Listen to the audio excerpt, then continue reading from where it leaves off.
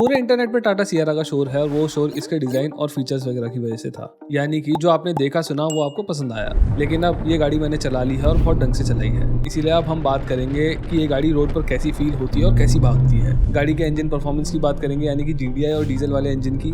Naturally aspirated engine के बारे में भी बात करेंगे, स्पेशली इसलिए क्योंकि वो ड्राइव के अंदर अवेलेबल ही नहीं था। टॉर्क कन्वर्टर, गियर बॉक्स ऐसा फील हो रहा है, राइड क्वालिटी कैसी है, डायनामिक्स कैसे हैं इस गाड़ी के, हर एक एस्पेक्ट पे बात करेंगे जो कि जरूरी है एक कंज्यूमर के लिए। साथ ही साथ हम इसके सबसे बड़े सेलिंग पॉइंट के बारे में भी बात करने वाले हैं, यानी कि इसकी रोड प्रेजेंस और कुछ प्रोज एंड कॉन्स को भी जानेंगे। तो सबसे पहले GDI वाले इंजन की ही बात कर लेते हैं। टाटा सियरा का सबसे पावरफुल इंजन ये 1.5 litre gasoline direct injection engine है, जिसे टाटा हाइपेरियन इंजन बुलाते हैं। और ये इंजन 158 bhp की पावर और 255 Nm का टॉर्क बनाता है। और इस इंजन ने मुझे पूरी तरीके से सरप्राइज करके रख दिया है।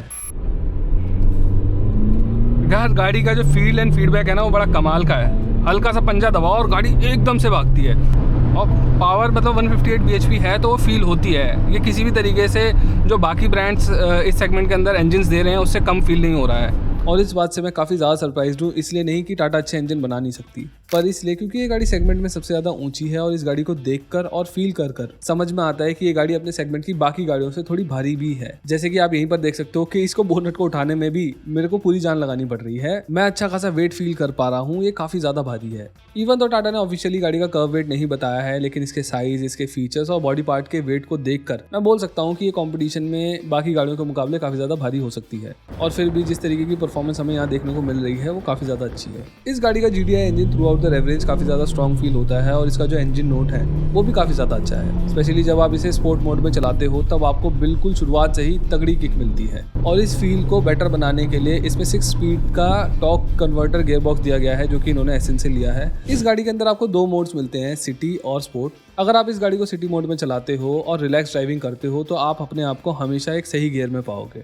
हाँ, लेकिन अगर आप सिटी मोड के अंदर ही तेज पंजा दबा देते हो तो गाड़ी धीरे से डाउन शिफ्ट करती है, तो आपको थोड़ा सा स्लगिश फील हो सकता है। लेकिन यहीं पर स्पोर्ट मोड काम में आता है। जैसे ही आप इस गाड़ी को स्पोर्ट मोड में डालते हो, इस गाड़ी के डायनामिक्स पूरी तरीके से बदल जाते हैं। गियर बॉक्स बहुत ज़्यादा एग्रेसिव बिहेव करने लगता है। आपके पंजा दबाते ही गाड़ी एकदम से डाउन शिफ्ट कर लेती है और बहुत ज़्यादा क्विक फील होती है। वैसे ही आपको जो पेडल शिफ्टर्स मिलते हैं, अगर आप उनका यूज़ करते हो तो भी गियर बॉक्स जल्दी शिफ्ट करता है। देखो, ये अपने सेगमेंट का सबसे ज़्यादा फास्ट गियर बॉक्स नहीं है। मार्केट के अंदर कुछ गियर बॉक्स ऐसे हैं जो इससे भी ज़्यादा क्विक शिफ्ट करते हैं, स्पेशली DSG की अगर मैं बात करूं तो। लेकिन यहाँ पर परफॉर्मेंस और रिलायबिलिटी दोनों को ही ध्यान में रखते हुए टॉर्क कन्वर्टर को चूज किया गया होगा। और मुझे नहीं लगता कि इसको इससे ज़्यादा तेज शिफ्ट करने की ज़रूरत है। रिलायबिलिटी बहुत ज़्यादा मैटर करती है एक लॉन्ग रन के अंदर, तो उस हिसाब से ये गाड़ी परफेक्ट है मेरे हिसाब से इस जगह पर। तो अगर मैं इसके GDI इंजन और गियर बॉक्स के कॉम्बिनेशन को कॉम्पिटिशन की बाकी 1.5 लीटर GDI गाड़ियों से कंपेयर करूँ तो मैं यही बोलूँगा कि ये उनसे कंपेरेबल है। हो सकता है कि एक क्रेटा GDI से आपको थोड़ी सी स्लो फील हो, लेकिन अगेन सियरा ज़्यादा ऊंची है उससे और सियरा थोड़ी सी ज़्यादा भारी भी हो सकती है। और फिर भी अगर टाटा इतना अच्छा इंजन दे पा रही है तो ये कमेंडेबल बात है। लेकिन इसका डीजल इंजन कैसा फील होता है? तो इस गाड़ी का जो GDI इंजन है वो डेफिनेटली बहुत ज़्यादा पावरफुल फील होता है। लेकिन अगर मैं इसके डीजल इंजन की बात करूँ तो वो आपको एक किसी भी दूसरे 1.5 लीटर के डीजल इंजन जैसा ही फील होगा। कोई ऐसा एक्स्ट्रा ऑर्डिनरी कुछ डिफरेंट फील नहीं होने वाला है। बेकार इंजन नहीं है, डेफिनेटली बेकार इंजन नहीं है और टॉर्की भी है, अच्छा पिकअप करता है। लेकिन ऐसा नहीं बोल सकते हैं कि ये कुछ एक्स्ट्रा ऑर्डिनरी डिफरेंट है बाकी डीजल इंजन से जो कि मार्केट में मिल रहे हैं। रिफाइनमेंट लेवल्स की बात करूँ, NVH की बात करूँ, स्पेशली सिर्फ डीजल की बात कर रहा हूँ, इंजन की बात कर रहा हूँ, तो रिफाइनमेंट लेवल्स में अभी तो बहुत ज़्यादा सही लग रहा है मुझे।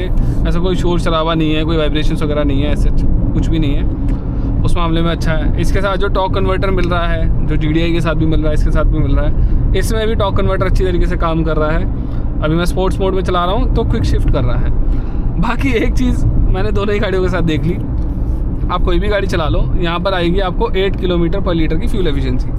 आप तेज़ चला लो, आप धीरे चला लो, आप पूरे दिन खड़े रहो, या आप बहुत ही ज़्यादा एफिशिएंटली चला लो, ना इस गाड़ी की माइलेज गिरती है और ना इस गाड़ी की माइलेज कम होती है और बढ़ती है।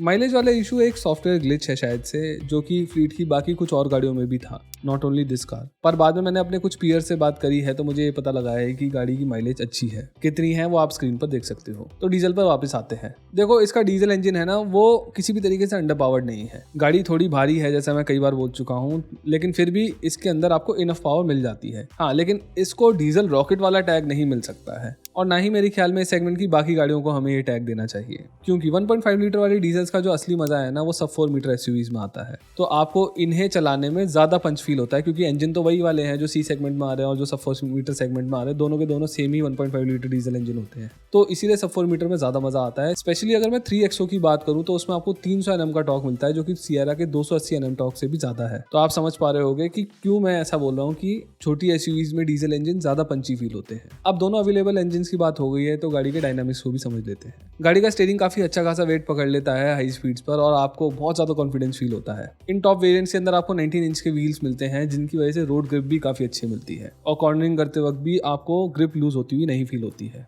एक बहुत सरप्राइजिंग बात मुझे ये लग रही है कि गाड़ी ठीक ठाक ऊंची है, लेकिन फिर भी उतना ज्यादा बॉडी रोल इसमें देखने को नहीं मिलता है जितना मैं एक्सपेक्ट कर रहा था। हाँ, जब मैं स्लो स्पीड पर शार्प टर्न ले रहा हूँ तो आप देख सकते हो कि बॉडी रोल है, लेकिन जब मैं हाईवे क्रूजिंग स्पीड्स पर टर्न ले रहा हूँ तो मुझे कोई खासा बॉडी रोल फील नहीं हो रहा है, और ये आप गाड़ी की इनर एज को देखकर भी समझ सकते हो। और इसके पीछे एक बड़ा रीजन इसमें मिलने वाला FDD यानी कि फ्रीक्वेंसी डिपेंडेंट डैम्पर हो सकता है, जो कि टाटा ने इस कार के अंदर दिया है। FDD एक mechanical valve based hydraulic damper होता है, जो कि डैम्पर्स को लो फ्रीक्वेंसी पर स्टिफ कर देता है ताकि आपको स्टेबिलिटी मिले, और हाई फ्रीक्वेंसीज पर डैम्पर को सॉफ्ट कर देता है ताकि आपको कंफर्ट मिले। हाई फ्रीक्वेंसी ऑब्वियसली तब होती है जब आप खराब रास्तों पर गाड़ी को चलाते हो, क्योंकि शार्प मोशन होता है सस्पेंशन के अंदर, तो हाई फ्रीक्वेंसी।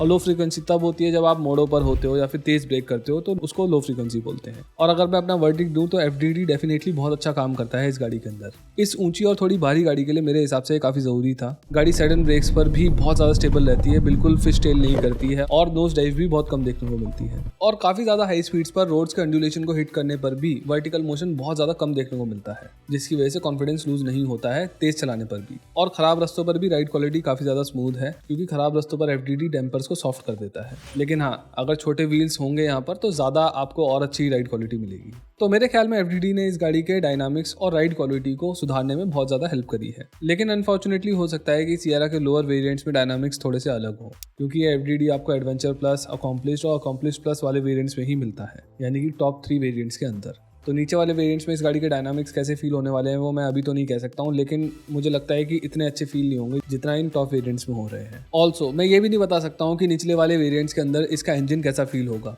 क्योंकि टाटा ने नेचुरली एस्पिरेटेड इंजन ड्राइव पर रखा ही नहीं था। मैंने आपको लास्ट वीडियो में बताया था कि कैसे इनका NA इंजन अपना पीक टॉर्क रेव रेंज में काफ़ी नीचे पकड़ लेता है बाकी गाड़ियों के मुकाबले, और मैं इस इंजन को अच्छे से एक्सपीरियंस करना चाहता था, लेकिन नेचुरली एस्पिरेटेड इंजन वाली गाड़ी नहीं थी। मेरा मानना यह है कि ड्राइव पर नेचुरली एस्पिरेटेड इंजन को भी रखना चाहिए था, क्योंकि नेचुरली एस्पिरेटेड इंजन की सेल काफ़ी ज़्यादा होती है और इसीलिए इनके वेरिएंट्स भी ज़्यादा होते हैं।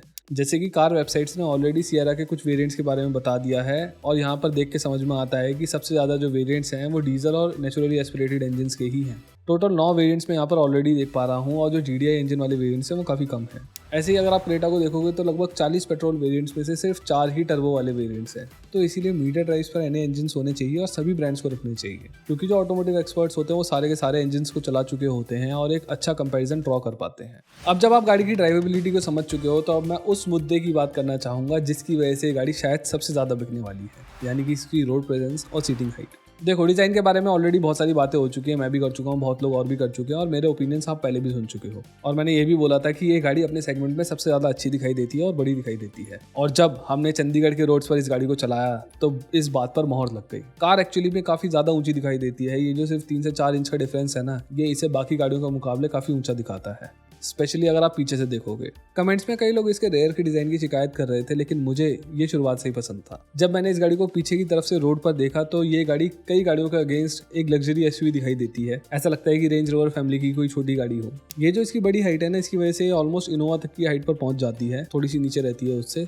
लेकिन इसकी वजह से इसकी जो रोड प्रेजेंस है वो काफ़ी ज़्यादा गजब की दिखाई देती है। और इसमें जो कंटिन्यूस LEDs मिलती है ना, ये गाड़ी को बहुत ही ज़्यादा प्रीमियम फील देती है, स्पेशली रियर से। मैं बार बार स्पेशली रियर की बात कर रहा हूँ, लेकिन मुझे रियर से वापस ना रही। और टाटा ने ये लाइट्स आगे और पीछे बिल्कुल बेस वेरिएंट से दे रखी है। बस आप इसके अंदर अलॉय व्हील्स लगवाना और ये गाड़ी आपको ऑलमोस्ट टॉप वेरिएंट वाली रोड प्रेजेंस देगी। मतलब 19-20 ही फर्क रह जाएगा, लेकिन देगी। ऑल्सो जैसे ये गाड़ी बाहर से काफी ज्यादा ऊंची दिखाई देती है, अंदर से इसकी जो सीटिंग पोजीशन है ना, वो भी काफी ज्यादा ऊंची है। इस गाड़ी को चलाते टाइम आपको ये फील होगा कि आप कोई छोटी मोटी बॉडी ऑन फ्रेम वाली SUV में बैठे हो, क्योंकि आप इस गाड़ी के अंदर काफी ज्यादा ऊंचे बैठते हो। और इसका जो बोनेट है वो भी काफी ज्यादा स्ट्रेट है। इसकी वजह से इसके अंदर से आपको प्रॉपर SUV वाली फील आने लग जाती है, इवन दो एक फ्रंट व्हील ड्राइव वाली गाड़ी है। टाटा ने शायद से लॉन्च इवेंट में ये बताया भी था कि सियरा के अंदर ड्राइवर काफी ऊंचा बैठता है और रियल लाइफ में भी यही फील होता है। और मेरे हिसाब से ये जो गाड़ी की हाइट और ये जो रोड प्रेजेंस है, इसकी वजह से ये गाड़ी बहुत ज्यादा बिकेगी, क्योंकि लोगों को गाड़ियों के अंदर ऊंचा बैठना पसंद है, स्पेशली इंडिया के अंदर। और उसके कई सारे रीजन है जो कि आप लोग जानते ही हो। मैंने आपको लास्ट वीडियो के अंदर इस गाड़ी के कुछ प्रोज एंड कॉन्स भी बताए थे, इंटीरियर और एक्सटीरियर दोनों जगह पर। उन पर भी हम थोड़ी सी बात कर लेते हैं, क्योंकि अब मैंने ये गाड़ी चलाई है तो मैं ज्यादा अच्छे से बता सकता हूँ। गाड़ी की जो फ्रंट सीट्स हैं वो काफी ज्यादा कंफर्टेबल है, specially extendable under Thai support की वजह से मेरे ऐसे लंबे लोगों को बहुत ज्यादा रिलैक्स फील होने वाला है।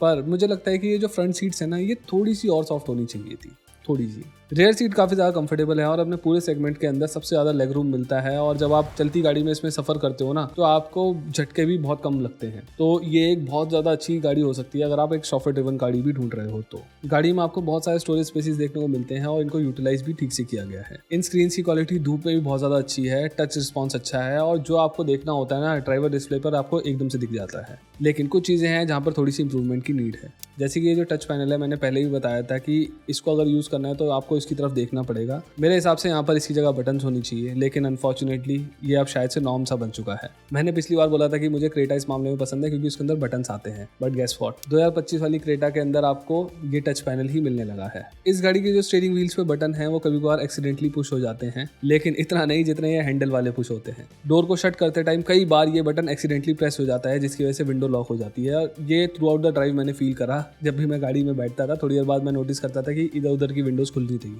ऑल्सो मुझे ये लगता है कि ये जो थर्ड स्क्रीन है ना, इसकी कोई खास जरूरत नहीं है, इवन इन टॉप वेरिएंट। गाड़ी में पैसेंजर के साथ इंटरेक्ट करने में मजा आता है और आगे बैठने वाले जो पैसेंजर है ना, उसको सिचुएशनल अवेयरनेस होनी चाहिए, जो कि ये स्क्रीन की वजह से खत्म होती है। अच्छा, जब मैंने लॉन्च इवेंट में गाड़ी देखी थी तो मुझे लग रहा था कि ये जो चौड़ा बी पिलर है ना, इसकी वजह से ब्लाइंड स्पॉट क्रिएट होगा जब आप पीछे की तरफ देखोगे तो। लेकिन ड्राइव करने के बाद मुझे ये समझ में आ रहा है कि अगर ये नहीं भी होता ना, तो भी यहाँ पर ब्लाइंड स्पॉट तो बन ही रहा है, क्योंकि को पैसेंजर की जो सीट है वो ऑलमोस्ट उतनी ही पीछे दिखाई देती है अगर आप ड्राइवर्स पीओवी से देखोगे तो। लास्टली मैं एक चीज़ में टाटा की तारीफ करना चाहूँगा। टाटा की गाड़ियों के साथ लोगों को यूजुअली एक शिकायत रहती है, पहले रहती थी, अभी भी है थोड़ी बहुत, कि जो इनकी गाड़ियों के शट लाइन्स होती हैं वो अनइवन होती हैं या फिर ज़्यादा होती हैं, मतलब पैनल गैप्स वगैरह। लेकिन अगर हम यहाँ पर देखें तो ये पैनल गैप ज़्यादा नहीं है, ये सही है, और ये वाला भी ज़्यादा नहीं है, और ये बिल्कुल ऑलमोस्ट वैसा ही है जितना उसमें है, और ये वाला भी ऑलमोस्ट वैसा ही है। और अगर हम इसकी यानी कि क्लैम शेल हुड की लाइन को देखें तो ये भी मेरे को बहुत ज़्यादा बड़ी नहीं दिख रही है। यानी कि टाटा ने ना इस चीज़ पे काफ़ी अच्छा काम करा है कि जो उनकी शट लाइन्स हैं वो अब काफ़ी ज़्यादा इवन है और उतनी ज़्यादा नहीं है जितनी पहले हुआ करती थी।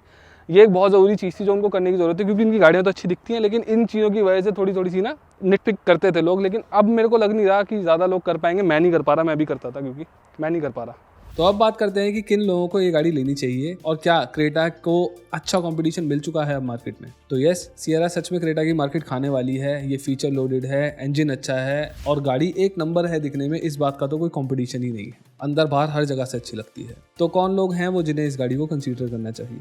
दरअसल सी सेगमेंट के अंदर एक भी कस्टमर ऐसा नहीं है जो इस गाड़ी की तरफ नहीं जा सकता है। विक्टोरिया से लेकर कुशाक तक सभी कस्टमर्स के लिए ये गाड़ी बहुत ज़्यादा परफेक्ट सेंस बनाती है। ऑल्सो क्योंकि इसकी सीटिंग हाइट ज़्यादा है और जो रोड प्रेजेंस है वो अच्छी खासी है, तो इसीलिए कुछ बॉडी ऑन फ्रेम एसयूवीज के ग्राहक भी इसी तरफ जा सकते हैं, क्योंकि उनको ऊंचा बैठना पसंद होता है। हर कोई body on frame SUV off roading के लिए नहीं लेता है। और इस गाड़ी के साथ आपको राइड क्वालिटी में भी कॉम्प्रोमाइज़ नहीं करना पड़ेगा, जो कि बॉडी ऑन फ्रेम वाली एसयूवीज में करना पड़ता है, क्योंकि उनके अंदर सॉलिड एक्सेल मिलते हैं। तो ये उन लोगों के लिए भी अच्छी साबित हो सकती है। तो आपको ये मेरी वीडियो कैसी लगी ज़रूर कमेंट्स में बताना। गाड़ी कैसी लगी वो भी बताओ। इस वीडियो को दोस्तों के साथ शेयर करो अगर आपको पसंद आई है। और हाँ, अगर आप मेरी तरह वीडियोस बनाने के लिए स्क्रिप्ट राइटिंग और रिसर्च करना सीखना चाहते हो तो आप मेरा ये कोर्स ज्वाइन कर सकते हो। मैंने डिस्क्रिप्शन के अंदर इसका लिंक दे दिया है। कोई भी जॉनर हो आपका, आपके ये काम का है कोर्स। Thank you.